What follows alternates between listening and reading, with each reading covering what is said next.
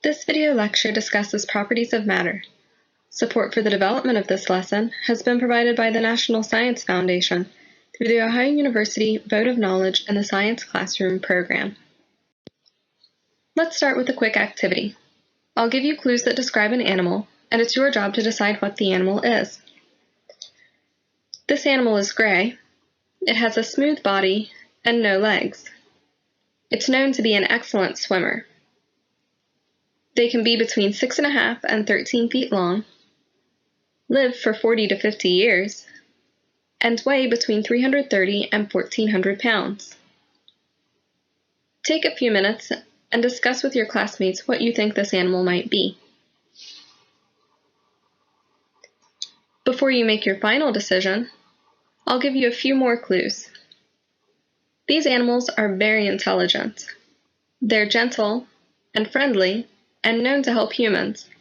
They're also very playful. Now take a few minutes again and use these clues to make a guess about what I've just described. Discuss your ideas with your classmates.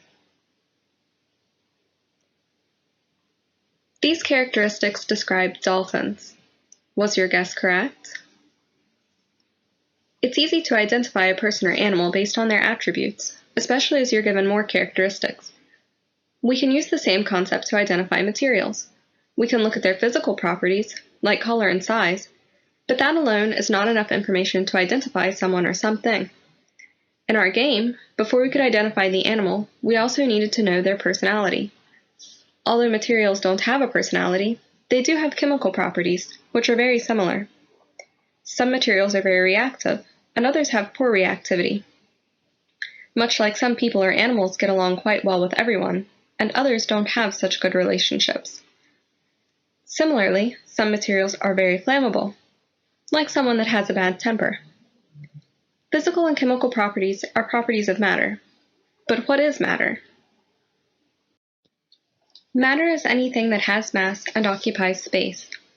Looking at the list shown, which of the following are matter? Take a few minutes to decide.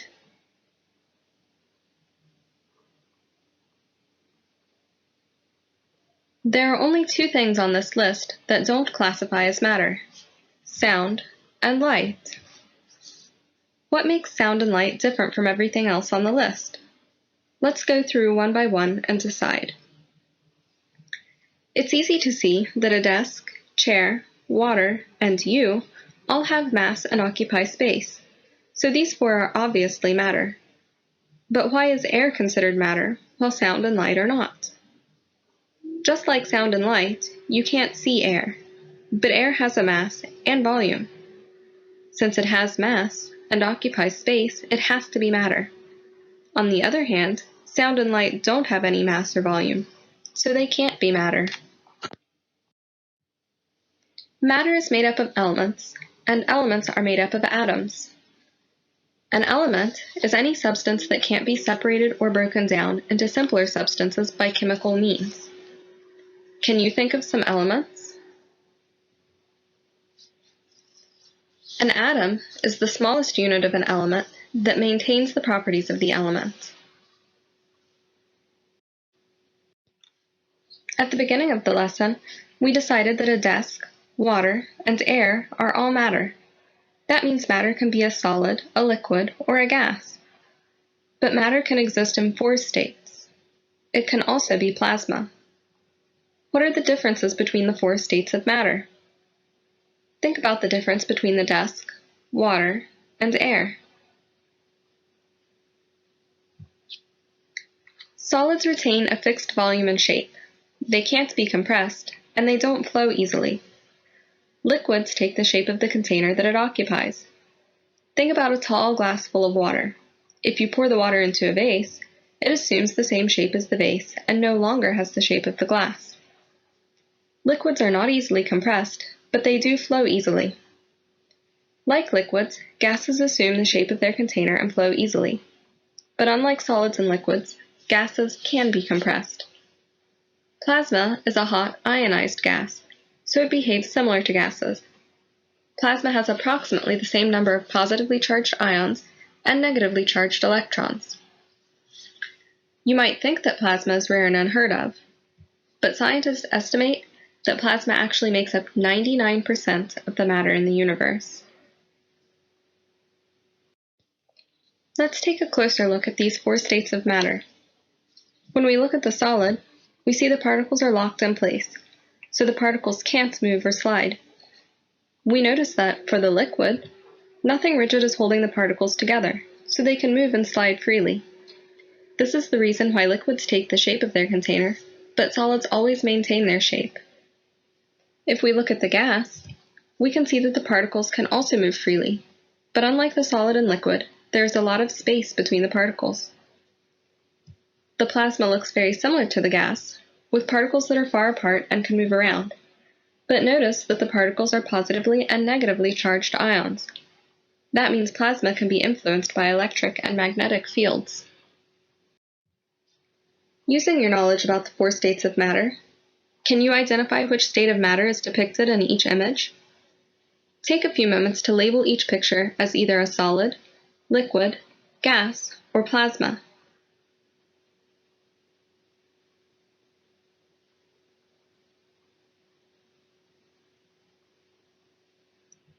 Did you label the pictures correctly?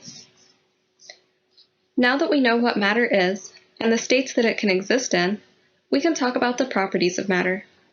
Do you remember the 2 types of properties of matter that we mentioned at the beginning of the lesson?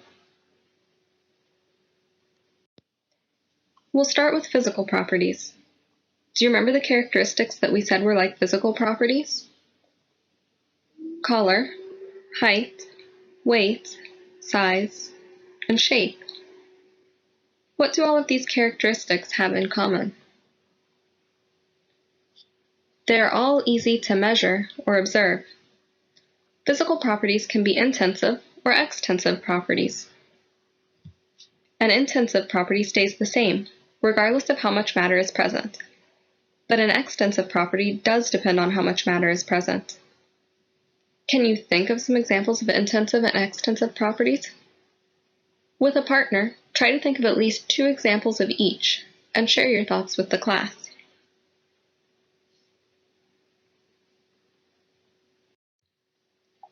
Did anyone think of color, odor, how workable the material is, or how well the material conducts electricity? How about melting point, boiling point, and density? All of these are intensive properties. For example, it doesn't matter if you have a glass of milk or a gallon of milk. The milk still has the same color, smell, boiling point, and density. Now what about extensive properties? What characteristics did you come up with that depend on how much matter is present? Obviously, extensive properties are anything that has to do with size, like mass, weight, volume, and length. We already know what most of these physical properties refer to, but let's define melting point, boiling point, and density before we move on. The melting point is the temperature and pressure at which a solid becomes a liquid. Similarly, the boiling point is the temperature and pressure at which a liquid becomes a gas. Density tells us how much matter is contained in a certain volume. It's expressed as a ratio of mass to volume. Let's try to visualize what density means. We have 2 cubes with the same volume, and they look identical. But if we look at how much matter is packed into that volume, we see that the cube on the right has much more matter contained in its volume than the cube on the left. That means the cube on the right has higher density. It has more mass and the same volume, so its ratio of mass to volume will be higher than the cube on the left.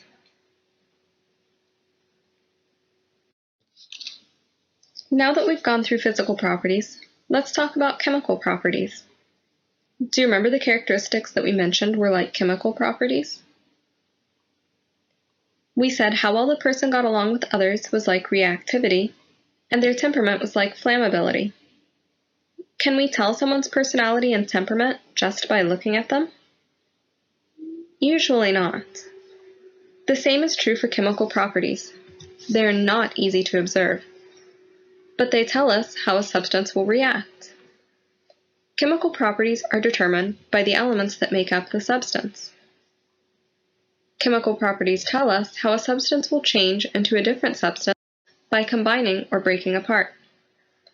These kind of alterations change the identity of the substance. We have two properties that tell us how a substance will react: reactivity and flammability. Reactivity tells us how well the substance can combine chemically with other substances. Can you think of an example of reactivity? Take a few minutes and discuss with a partner. Rust is a good example of reactivity. Steel rusts because the iron atoms react with the oxygen atoms to form a new substance called iron oxide. Flammability tells us how well a substance will react in the presence of oxygen and burn when exposed to a flame. What can you think of that is very flammable? Wood is very flammable and can be burned to create a new substance: ashes. What happens to the properties of a glass if it breaks? Or a paper if we crumple it up? Or to ice if we let it melt? We've changed the size of the glass by breaking it, and we've changed the size and density of the piece of paper by crumpling it, but we still have glass and paper. We've changed some of the physical properties of these substances without changing its chemical identity. These are examples of physical changes. The important thing to remember about physical changes is that they can be reversed. We can glue the glass back together, we can uncrumple the paper, and we can freeze the water back into ice. Using this definition of the physical change, try to think of some other physical changes that we haven't already mentioned. Discuss with a partner and share with the class.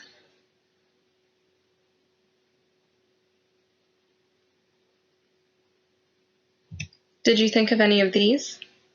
Or did you think of some different examples?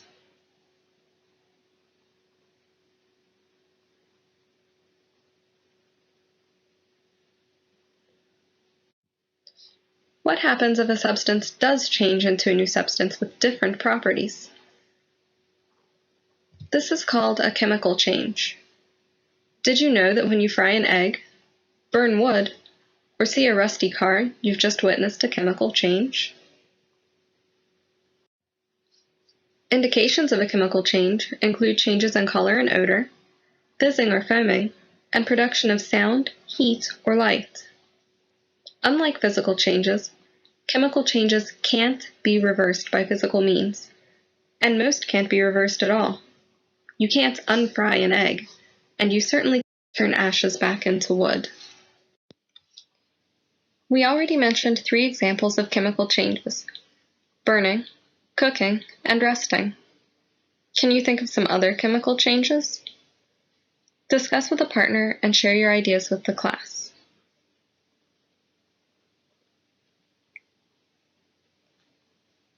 Did you think of soured milk and dead batteries as being examples of chemical changes? What about when you digest food? That's also an example of substances being changed into new substances with different properties and a different chemical identity.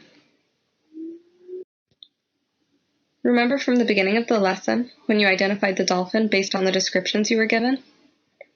You can identify materials in the same way, as long as you know their properties.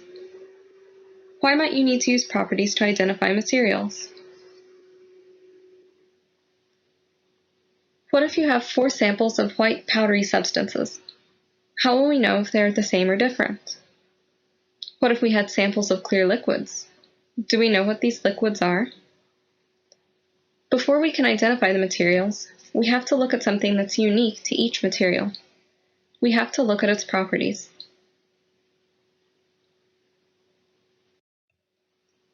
You can put your knowledge to the test with these 3 additional activities. In the Identifying Unknown Materials activity, you can perform tests to identify 10 different white powders. In the crime scene investigation, you will play the role of a detective and test samples from 2 different crime scenes and from suspects to determine if the crimes were related and to find out who the culprit was. Finally, In the chemical or physical change activity, you can go through 7 stations, performing the activities and deciding if you've observed a physical or chemical change.